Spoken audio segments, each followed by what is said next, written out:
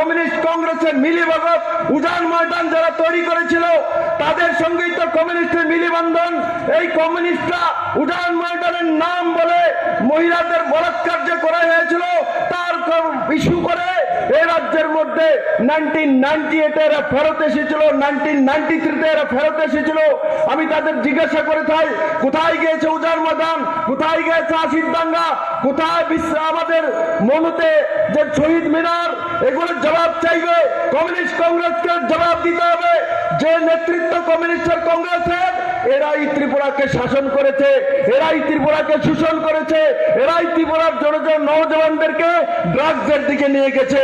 এই ইলেকশন শুধু নরেন্দ্র ভাই মোদীর জিতার ইলেকশন নয়, এই ইলেকশন ত্রিপুরার মানুষের জবাব দেওয়ার ইলেকশন। যারা ত্রিপুরাকে এভাবে শোষণ করেছে তাদেরকে সঠিক জবাব দেওয়ার ইলেকশন। আমি কমিউনিস্ট কংগ্রেস